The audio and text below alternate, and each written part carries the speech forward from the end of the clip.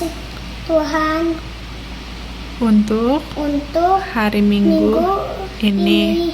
Sebentar lagi kita akan sekolah Minggu. Tuhan berkati supaya kita bisa sekolah Minggu dengan baik. Dengan baik. Terima kasih Tuhan Yesus. Terima kasih Tuhan Yesus. Yang percaya katakan amin. Selamat hari Minggu adik-adik. Sudah siap belum untuk memuji dan memuliakan nama Tuhan? Kalau sudah, mari kita nyanyikan lagu Tinggi Dalam Besar. Kasih Yesus tinggi, sangat tinggi. Cintanya dalam, teramat dalam tiap hari dalam hidupku. Ku rasakan besar betapa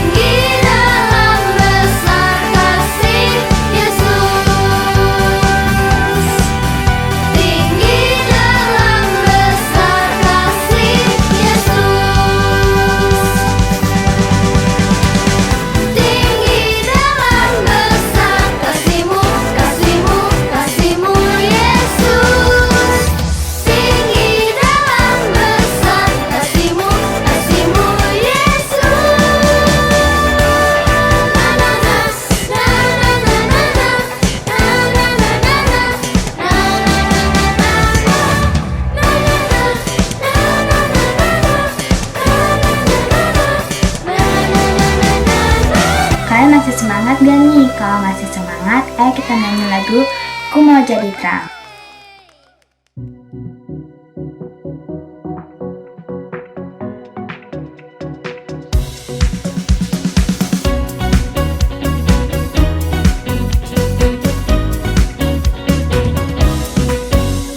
Ku mau jadi terang, ku mau jadi terang, ku mau bersinar dalam gelap. Ku mau jadi terang, ku mau jadi terang, bersinar bagi Tuhan.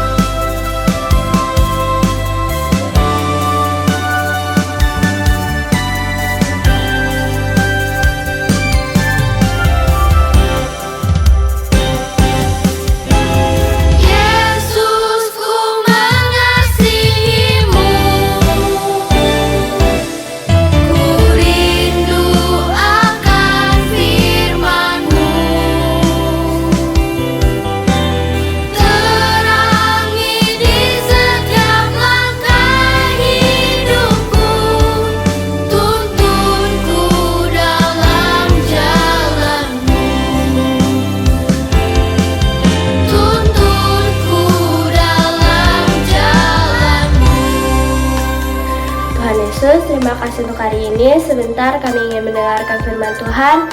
Biarlah firman yang disampaikan Cici Koko dapat kami tanam di dalam hati kami dan kami mengerti lalu kami lakukan di dalam kehidupan kami sehari-hari.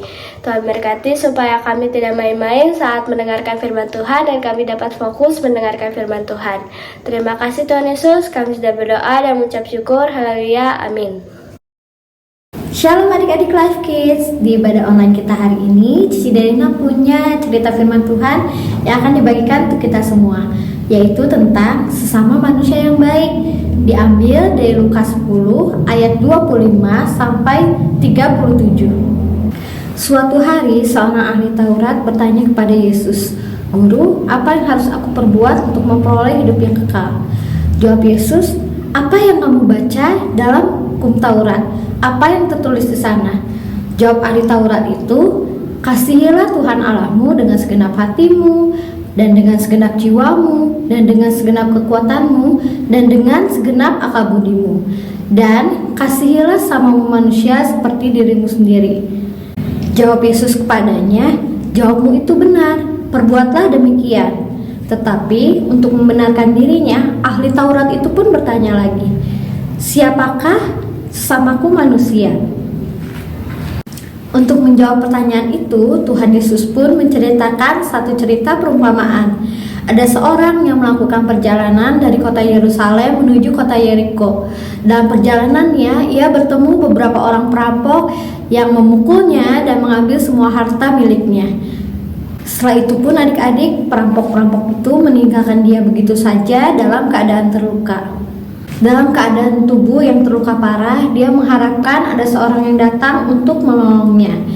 Tidak berapa lama kemudian, ada seorang imam Yahudi yang melewati jalan tersebut. Ia melihat ada orang yang terluka, tetapi ia melewatinya begitu saja dan tidak datang untuk menolongnya.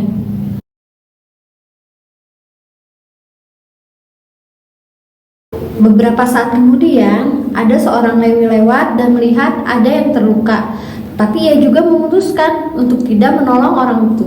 Dia memilih sisi jalan yang lain dan melewatinya begitu saja.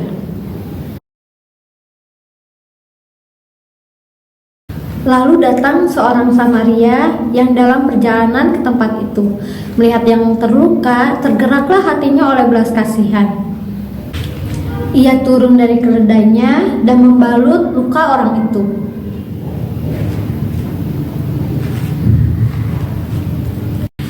Dia pun membawa orang yang terluka itu ke suatu tempat penginapan untuk merawatnya.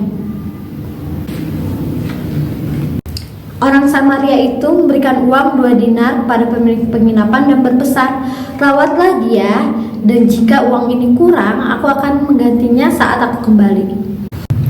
Setelah Yesus selesai bercerita, bertanyalah ia kepada ahli Taurat itu, "Sekarang, menurut pendapatmu, siapakah di antara mereka yang adalah sama manusia yang baik dari orang yang terluka itu?" Kata ahli Taurat itu, "Orang yang telah menunjukkan belas kasihan kepadanya." Kata Yesus, "Pergilah dan perbuatlah demikian." Ayo adik-adik, sekarang kita siapkan Alkitab kita. Kita buka ayat hafalan kita hari ini di Lukas 10 ayat 27. Ayat hafalan kita hari ini adalah, "Kasihilah sesama manusia seperti dirimu sendiri."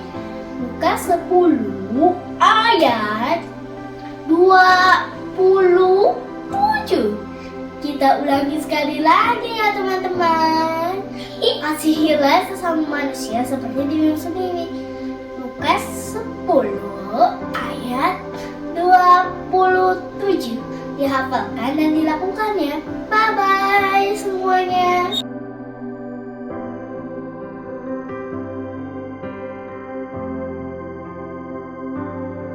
Adik-adik, ayat hafalan yang tadi kita baca mengajarkan kita untuk bisa memperlakukan orang lain dengan baik seperti kita mengasihi diri kita sendiri. Memang terkadang sulit adik-adik untuk memperlihatkan kasih kita kepada orang lain, tapi kita bisa datang kepada Tuhan untuk memohon Tuhan berikan kita kekuatan agar kita bisa mengasihi orang lain. Tidak hanya orang yang dekat dengan kita saja, tapi kepada semua orang yang membutuhkan pertolongan kita. Kasih Tuhan yang Tuhan sudah berikan dalam hati kita akan memampukan kita juga adik-adik untuk mengasihi dan berbuat baik kepada orang lain. Adik-adik, mari kita berdoa untuk firman Tuhan. Tuhan Yesus, terima kasih Tuhan untuk firman yang sudah kami dengar pada hari ini. Ajar kami Bapa untuk menjadi anak-anak Tuhan yang penuh dengan kasih dan mau membantu orang lain. Pakai kami Tuhan untuk menjadi berkat bagi orang-orang di sekitar kami. Terima kasih Tuhan Yesus. Hanya dalam nama Tuhan Yesus kami sudah berdoa dan mengucap syukur. Amin. Oke adik-adik, firman Tuhan kita sudah selesai. Tetap semangat ya dalam melakukan firman Tuhan. Sampai bertemu di ibadah online Life Kids Bethlehem berikutnya. Tuhan Yesus memberkati. God bless you.